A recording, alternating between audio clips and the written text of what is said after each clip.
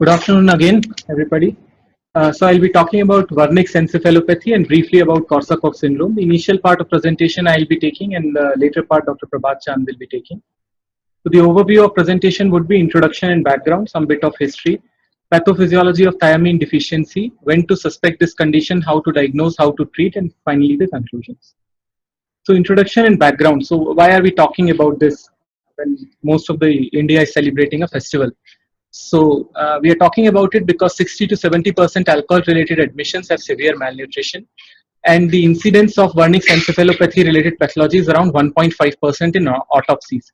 These are some studies which are mostly done in UK and Australia. In alcoholics, it increases to around 12.5%. If you count cerebellar damage as a sign of Wernicke's encephalopathy, then it further increases to almost 35%. In 75 to 85% cases, the diagnosis is missed unless postmortem is done. I'm going to elaborate on this later. Untreated Wernicke's encephalopathy progresses to Korsakoff state in at least 85% of cases. These are the case alcoholic Wernicke's encephalopathy that I'm talking about. Undertreated, that is when inadequate treatment is given, progresses in around 55% of cases. And as we all know, Korsakoff state is an irreversible state. So the whole point of discussion is that it's a highly preventable condition, and if it is not prevented, it leads to a condition which is irreversible and quite debilitating. So briefly, Wernicke's encephalopathy has been described an acute neurological emergency caused by thiamine deficiency, characterized by triad of ophthalmoplegia, ataxia, and confusion. While Korsakoff psychosis is a mental disorder that is characterized by severe and irreversible memory impairments and confabulation, in the absence of clear intellectual decline or attentional deficits. So the history of this whole story is quite interesting actually. So Carl Wernicke in 1881 brought about 3 editions of his textbook of brain disorders, in which he had described 3 cases, 2 of which were alcoholic. One was a female who had ingested sulfuric acid. And he could not make up his mind that the changes that he is seeing in the brain slices are because of what? And because of the inflammatory changes, he was inclined to believe that it's an infectious inflammatory condition. And he called it acute hemorrhagic superior polioencephalitis. While Korsakoff, sitting somewhere in Russia, described a distinct syndrome which he was seeing in a lot of patients who had alcoholism, which was mainly characterized by, in his words, pathological lying. What he basically was talking about is confabulation. It took quite some time, and in 1901, Bonhoeffer went through the whole records again and said that these 2 gentlemen are probably talking about the same condition. A different line of discovery was continuing in some war camps where people were not getting enough food to eat, and people were realizing that there's something called thiamine and its deficiency leads to different forms of beriberi. So from that stream of discovery, invention, whichever word suits here, Roger William in 1930 obtained around 100 mg of pure thiamine and chemically characterized it. Now from that date, it took quite some time, and it was only in 1947 that this landmark article came, and somebody went on to propose that Wernicke's encephalopathy is nothing but cerebral beriberi, which means it is because of thiamine deficiency. Coming to pathophysiology, I'll briefly be discussing about the chemical forms in which thiamine exists. So we have thiamine hydrochloride, which is mostly present in all the tablets and injections that we use. We have thiamine monophosphate, which is an intermediate and is not measurable in blood at any levels. We have thiamine diphosphate, which is also called pyrophosphate, which is the storage form as well as the biologically active form. So it's thiamine diphosphate, which one looks for when he is assaying blood for thiamine levels.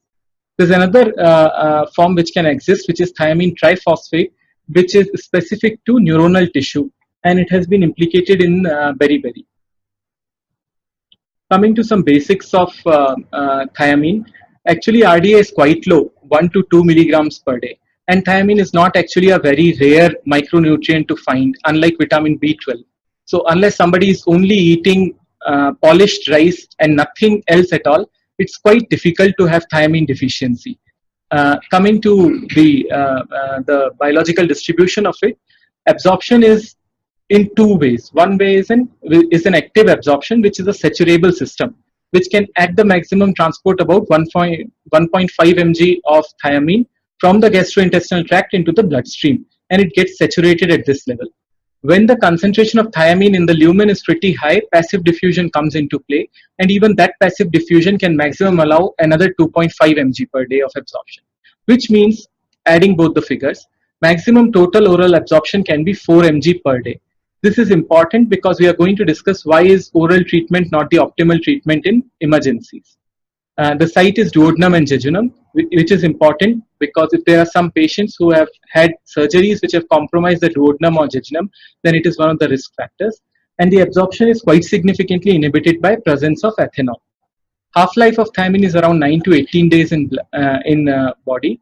Body storage is around 30 mg, which is exhausted within a week, and one has a measurable deficiency after 1 week of deprivation from thiamine. Another interesting factor is renal excretion.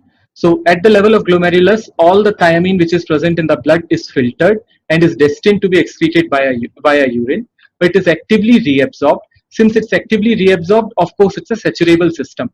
It gets saturated at 10 mg maximum in 24 hours, which technically means if you give high doses of thiamine, body will not keep it, it will necessarily excrete it, and there is no question of thiamine toxicity developing. When it comes to brain, it's a completely different story. So at the level of blood-brain barrier, most of the transport is a high-affinity carrier-mediated transport, and its maximum efficacy is around 0.3 milligram per hour per gram of tissue. Now, if we see what is the turnover of thiamine in brain, it is around 0.3 to 0.5 milligrams per hour per gram. If you compare these two figures, you understand that brain is in a relative state of thiamine deficiency, even in conditions of health. So the system which is there is actually saturated at baseline itself. If the blood levels fall and the system is brought under stress, it cannot cope with it because it has already reached its saturation point. But if the blood levels are pushed very high by intravenous infusions, a passive diffusion will start operating. But for this passive diffusion to start operate, the gradient between brain levels of thiamine and blood levels of thiamine should vary by at least a factor of 1000. There are multiple functions which thiamine does. I am going to just discuss the ones which are related to Wernicke's encephalopathy. So one of the important functions that it does is it's a coenzyme for pyruvate dehydrogenase complex along with a number of other things, one of them being magnesium. So when there is a deficiency of thiamine pyrophosphate, this enzyme is blocked. What happens is pyruvate starts accumulating, and we know from our biochemistry when pyruvate starts accumulating, the whole process is shifted towards anaerobic respiration, which leads to local lactic acidosis. Another thing is, if you see, one of the products that you get out of it is acetyl coenzyme A, which is required for production of acetylcholine. So once acetyl coenzyme A levels fall below a certain level, the acetylcholinesterase transferase system stops working, and therefore acetylcholine levels come down. Now, we must remember acetylcholine is quite important for number 1, arousal, number 2, memory, which are the two abnormalities which are most frequently seen in this condition. Another place where this acts is at the level of alpha ketoglutarate dehydrogenase complex. And if there is a block at this level, what happens is a lot of alpha ketoglutarate is accumulated, which is eventually shunted to become glutamate. When the levels of glutamate become excessive, and there is a shunt from glutamate to GABA also, but it's a very low throughput shunt. So what will happen is basically when alpha ketoglutarate levels increases, you will have glutamate toxicity. So a lot of neuronal excitotoxicity will happen, which gives way to some trials which have happened about memantine being useful in cases of Wernicke's encephalopathy. This is the timeline during which various changes happen. Once thiamine deficiency is established, within 4 days there's a decrease in alpha ketoglutarate dehydrogenase activity in astrocytes, and some amount of edema starts occurring. By 7 to 10 days, transketolase activity also falls, and there's increased nitrous oxide synthesis from endothelial cell. There's low intracellular glutamate to begin with, which very rapidly converts into high, which is because most of the glutamate is excluded from the cells. There is loss of cell osmotic gradient, so cells start swelling and busting. There's free radical production, and from then on, multiple pathological changes happen. So what particular brain regions are involved, and what does it tell us about the symptoms that we usually see in Wernicke's encephalopathy? One of the most commonly involved region is periaqueductal gray region. We know that this region is yet to be completely characterized. Some of the important functions it serves is, one is arousal and consciousness. and it is one of the regions other than the basal forebrain which gives a lot of cholinergic projections to the rest of the cortex. So when this region is damaged, the cholinergic tone comes down, and therefore we see an impairment of cognitive function. The MRI slide that you are seeing here is a T2 weighted image, which is showing a hyper intensity. I hope it is visible on your monitors, which is showing a hyper intensity at the level of periaqueductal grade. Coming to the second area which is usually involved are mammillary bodies, which we know via mammillothalamic tracts are part of the Pepys circuit and are important for memory, both encoding and retrieval. These are another most common areas which are damaged, which are usually found to be damaged in Wernicke's encephalopathy.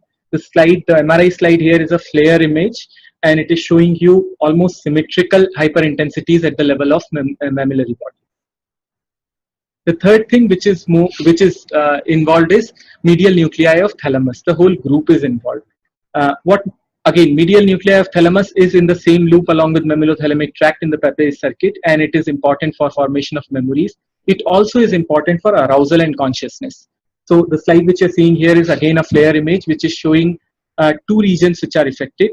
One is bilateral symmetrical medial thalamus involvement, and tectal plate also we are seeing some amount of hyperintensities, again bilaterally symmetrical.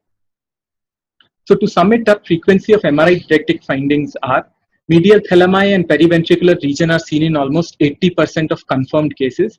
Periaqueductal region is seen in almost 55%, mammillary bodies in 40%, and tectal plate in 35%.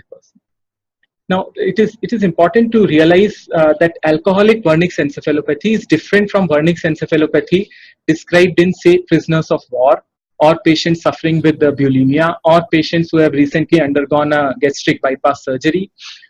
And it is different because non-alcoholic generally have an acute dramatic presentation. Most common presentation is coma.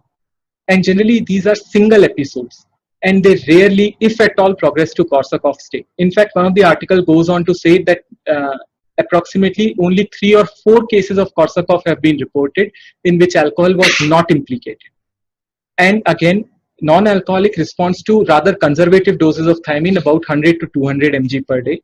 There are case reports that they also respond to oral supplementation. When you compare it with alcoholic Wernicke's encephalopathy, the typical description that is given is there are repeated bouts of encephalopathy. So there are periods when patient is confused, has ophthalmoplegia, ataxia, and other symptoms. They go away, and after some storms like this, they leave behind what is called a quiet confusion state, which is what Korsakoff has described. Alcoholic Wernicke's encephalopathy commonly progresses to Korsakoff state. It requires quite high doses of thiamine, around 1500 mg per day, at least 1 gram per day, and it certainly does not respond to oral supplementation. One of the things which have been found is that patients who get admitted or are in the treating loop for some reason generally develop Wernicke's encephalopathy. Now, one of the arguments could be that those who are not in the treatment loop could have developed and nobody detected it, which is quite genuine. But there are explanations why this might be so. The explanation is people come to seeking help when they are suffering from an intercurrent illness, or when they have had a withdrawal seizure or DT, or when there is some hepatic decompensation. Some things happen when somebody comes in a treatment loop. One is brain metabolism generally increases by almost a factor of 1-2 during withdrawal states. Carbohydrate intake suddenly increases because now the patient is getting a supervised diet. Glucose is frequently given in emergency room settings. And sometimes we give various other supplements like folic acid, B6, and these vitamins tend to boost the metabolism. If thiamine is not being replaced at the same time, of course, latent thiamine deficiency is going to manifest in a dramatic way. So when to suspect? The risk factors for Wernicke's, I think the single word answer to Wernicke's encephalopathy is in all alcoholics presenting in a complicated state, one should be suspecting Wernicke's encephalopathy. But some conditions increase the likelihood of it. For example, past history of similar complaints or past history of confabulation, which is because the fact that there's a major genetic component to all the diseases that thiamine causes. For example, it is said that Asians generally develop wet beriberi, while Caucasians generally develop dry beriberi. Similarly, for Wernicke's encephalopathy also, there are thiamine transporter polymorphisms, which means the efficiency of transporter differs in different polymorphisms. There are transketolase polymorphisms, which might put somebody at risk. Another is dietary factors. If somebody is predominantly a rice eater and is using polished rice, which most of people are, then it certainly is a risk factor. If there's a history of confinement, if patient was confined in a jail or in any setting where diet could have been compromised, then that's a risk factor. Certainly, some comorbid conditions increase the risk, like malignancy, chemotherapy, GI surgeries because they interfere with absorption, again malabsorption syndromes because they interfere with the absorption, and hepatic compromise because most of the thiamine is generally stored in liver. When liver cells start being replaced by fibrous tissue, the body's ability to store thiamine comes down. Some of the presentations at the level of ER which confer a higher risk of Wernicke's encephalopathy is if protein energy malnutrition is present. Protein energy malnutrition is present, that means the BMI is pretty low. It basically signifies the patient has not been eating well. Another is vomiting. If there are presence of cerebellar signs, this is a new line of research which is saying that cerebellar signs are quite common in alcoholics and they can be prevented by thiamine supplementation. Another is all cases of complicated withdrawal, and if there are signs of other vitamin deficiencies.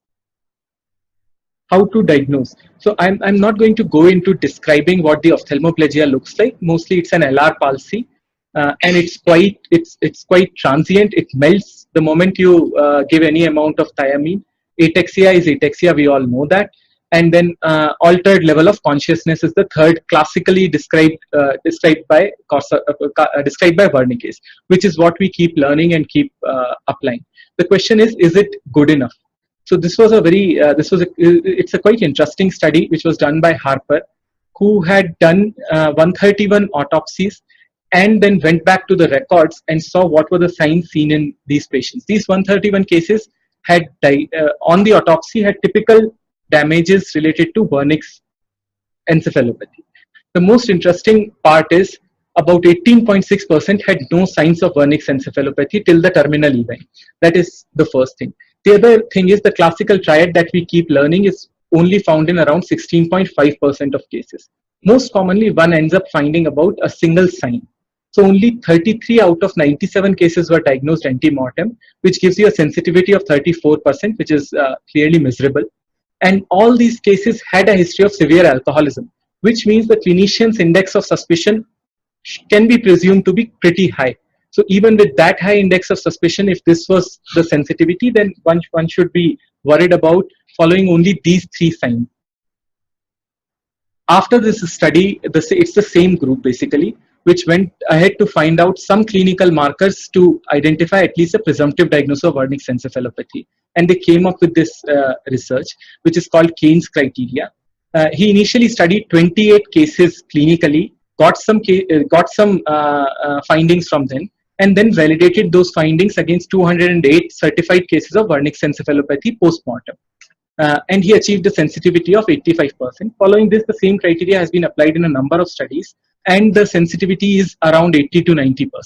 So Kane's criteria is any two of these four signs is equals to a presumptive diagnosis of Wernicke's encephalopathy. The four signs are history of dietary deficiency, which could be due to any cause, including alcoholism, oculomotor abnormalities, including lateral rectus palsy, nystagmus, or diplopia.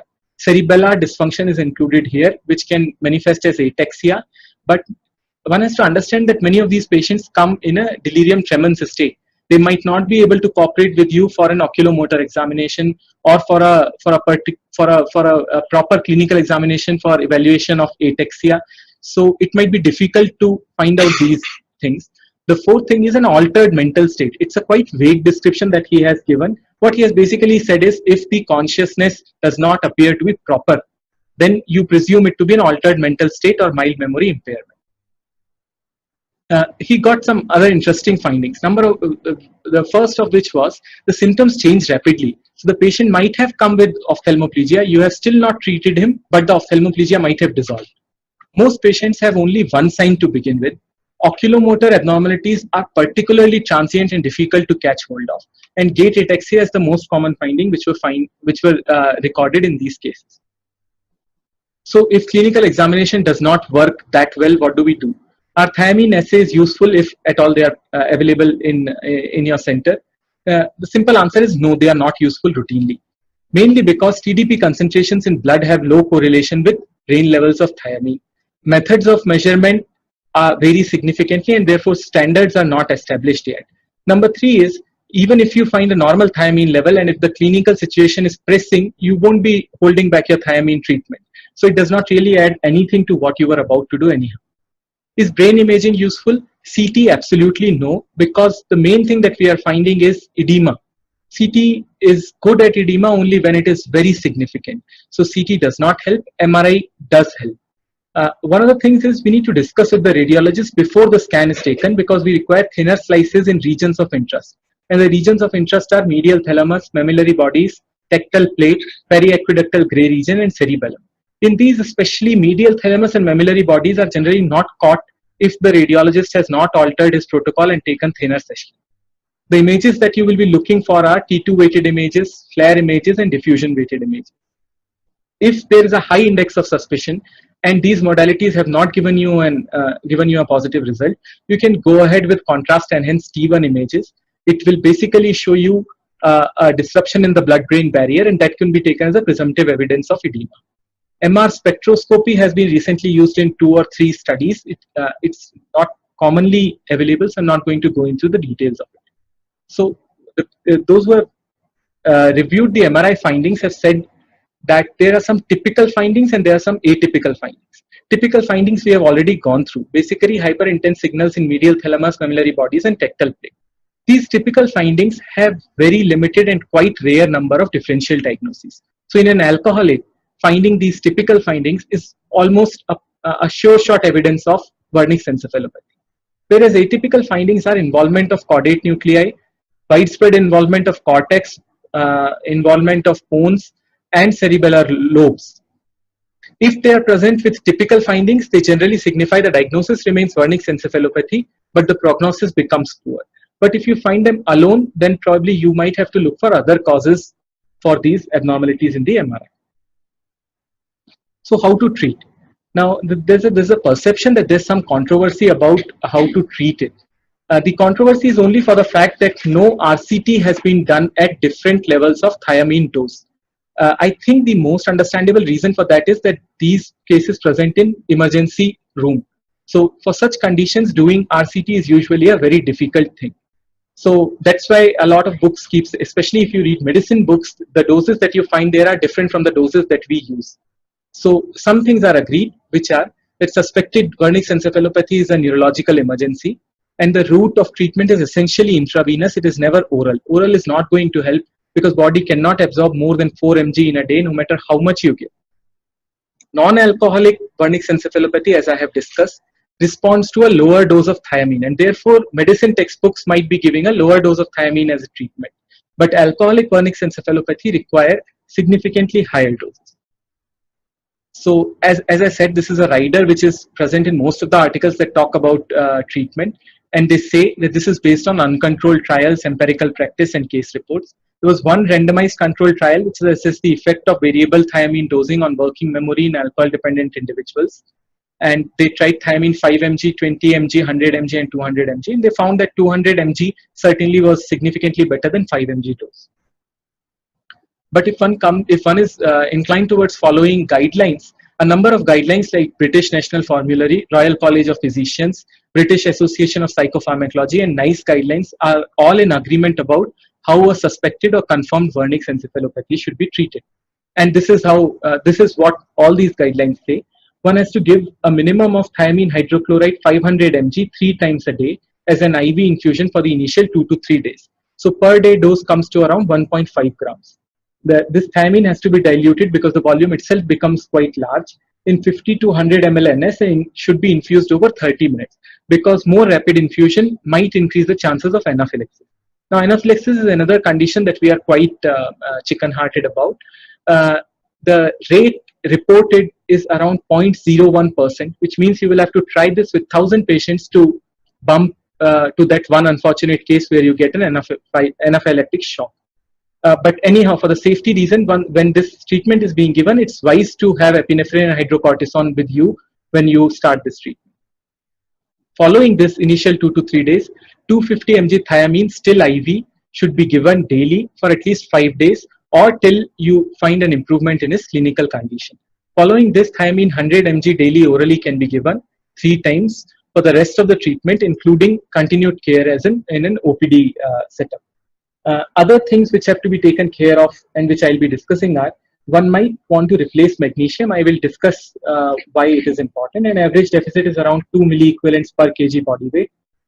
Renal impairment must be checked because you are giving somebody magnesium, and before giving magnesium, renal impairment has to be checked.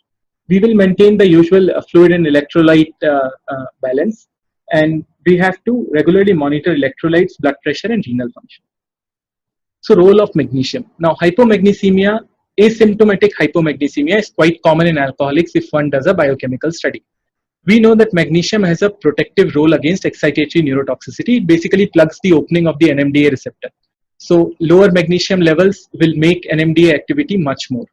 If available, free magnesium levels can be done, but generally free magnesium levels are not available at all the laboratories. Other signs which suggest hypomagnesemia are resistant hypokalemia. The whole idea is when magnesium goes low, kidney loses its capacity to reabsorb potassium. So when you are replacing potassium, the calciuria will continue and hypokalemia will appear as if it's resistant. It's not improving in proportion to the doses of potassium that you are giving. So that's a sign that patient actually also has hypomagnesemia. Another is neuromuscular irritability, which will manifest as exaggerated tendon reflexes, and certainly ECG changes. ECG changes of hypomagnesemia are quite near to ECG changes of hypokalemia. So in a patient who has both hypomagnesemia and hypokalemia, one can never be sure these changes are because of what. Coming to magnesium supplementation, it is another slightly controversial topic because whenever magnesium supplementation is discussed, people start believing it is 2 grams IV bolus dose given in an ER, which is not what we are looking for. That dose is given for acute termination of torsades de pointes, and for that you require ECG monitoring. Oral supplementation is quite safe and it is done without ECG monitoring. In fact, magnesium citrate is available as a nutritional supplement. Toxicity with oral supplements is impossible unless kidneys are impaired, because the body will get rid of it even if the absorption is excessive. Estimation of deficit is around 2 milliequivalents per kg. Choice of salt can vary, but generally magnesium citrate has a good tolerability and a good bioavailability. Other salts generally cause loose motion, so that's why magnesium citrate might be a better agent. Now another question that is, another dilemma is, should we be giving only thiamine or should we be giving MVI? So niacin, folic acid, riboflavin, vitamin B12 deficiencies are frequently present along with thiamine deficiencies. And the understanding in the world of vitamins is that when you supplement one vitamin, metabolism increases and therefore the need for other vitamins also increase. So it's useful to supplement all of them at the same time. So my understanding is that MVI might be preferable over only thiamine injections, but one has to be careful about what MVI is being used. It should not have vitamin A or vitamin E. Now, this is the MVI that we usually use here for various purposes. I'm not showing you the name of it. It's a useful exercise to go through it and see, are we really worried about any toxicity?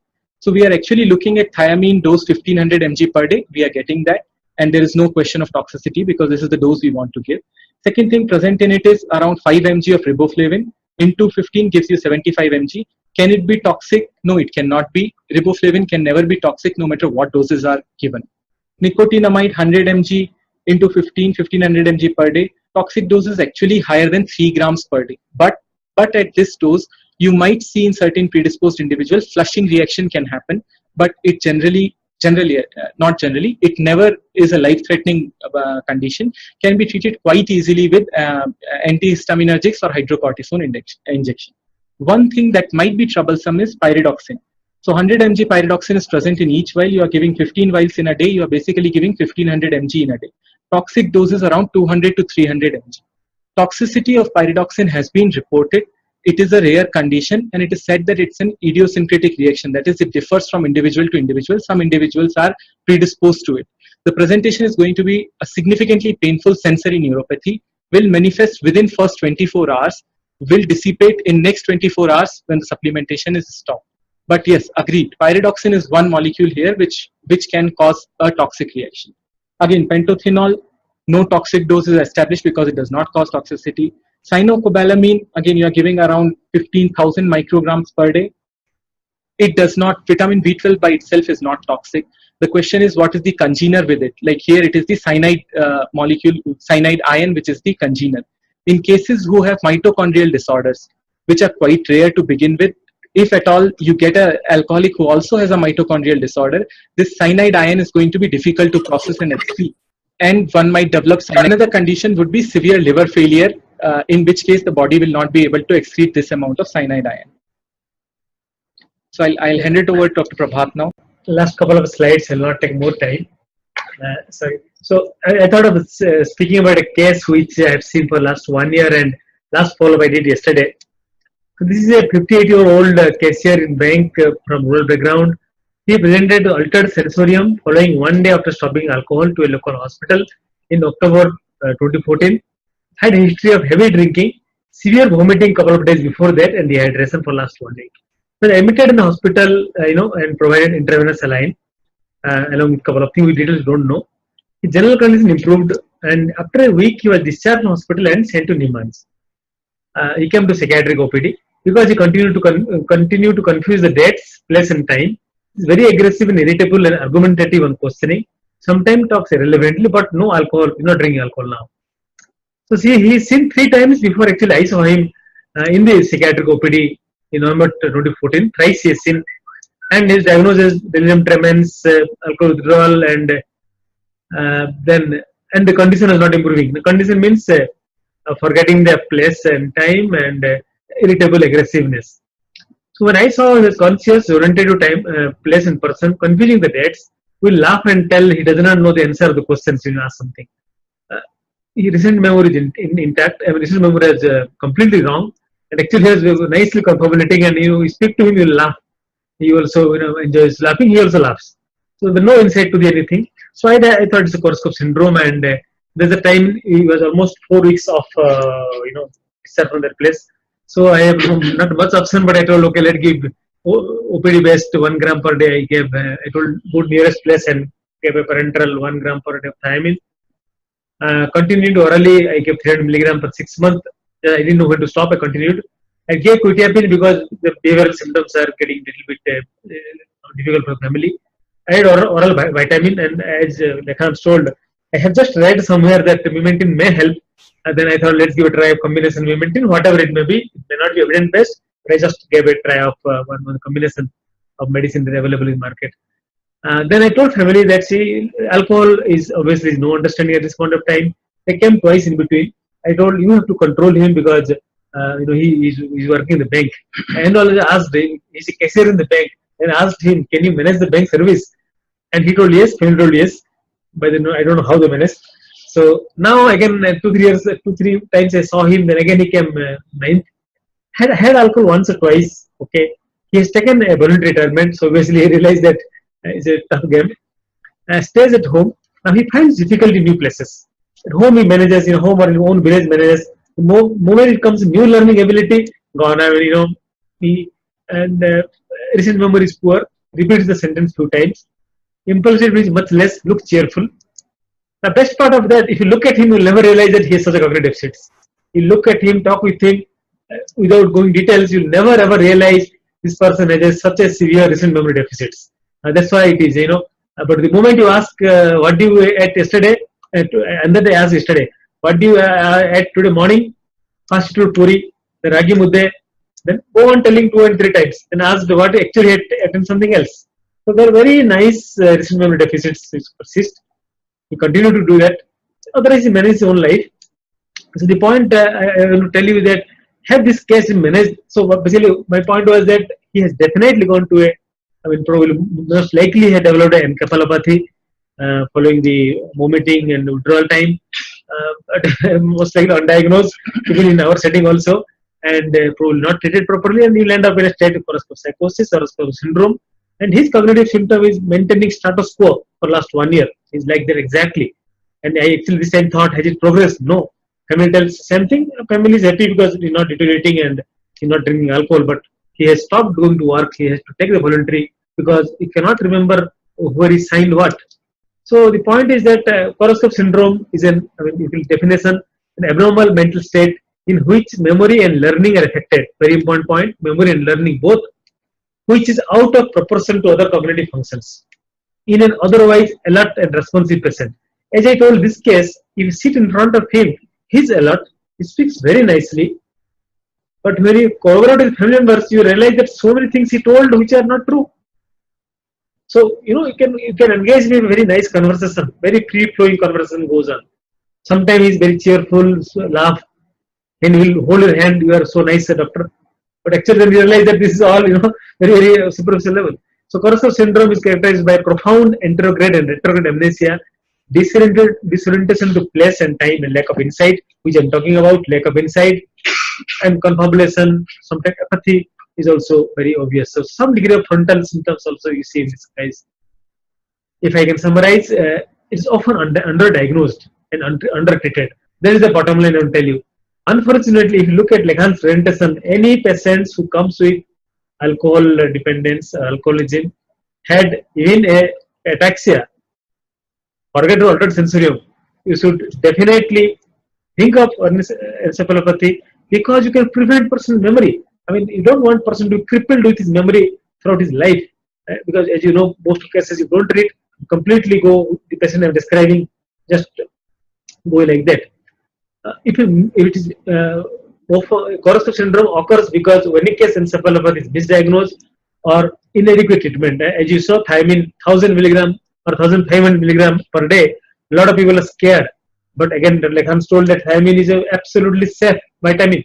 It's not going to accumulate in the body. So the point is that you should aggressively give thiamine.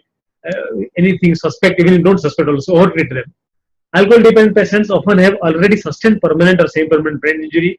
By the time they present, this can be limiting factor for recovery. It can be Korsakoff syndrome can be prevented by adequate and proper treatment. Alcohol compromises time. I think already spoken, time in transport. Now this is most important. Never ever rely on oral medication. Okay, you want to give, you give, don't worry, but don't forget to give parenteral medicines. Intramuscular, I will encourage. If you are scared of OP treatment, if you can admit or you can have a emergency or short stay service, you can give with multivitamin supplementation. Multivitamin is often helpful to help them out. You should remember, although brain size is small, the brain takes 20% of your cardiac output, and thiamine has no oversupply in the brain. So the moment thiamine is less, like alcohol users, 1 week not taking food, already thiamine is less. Over the above is a crisis. So that's the point. You have to give extra thiamine, particularly intravenous or intramuscular, and oral will not work. Conclusion, this is again for the author. Identification, early intervention, appropriate treatment with thiamine, abstinence from alcohol, proper nutrition, and periodic follow-up with cognitive function are all needed to meet the needs of this stigmatized and marginalized patient. The reason I use stigmatized and marginalized, it happens often in poor people, often people who have not good food, don't get it properly, often the people who are drinking so much that they have homeless. Again, it can happen other people also, but these are the major group. So unless you take care of these things, you will end up in a state where person have lifelong memory deficits. I think thanks to all of you. This is a beautiful article. You don't get article of Korsakoff Wernicke now talking, unfortunately, but we see so many patients day in day out. This is an article by Thompson, Evolution and Treatment of Korsakoff Syndrome, and you look at the title of article, Out of Sight, Out of Mind. So people think everything is fine, but this is to be taken care of. Thanks a lot.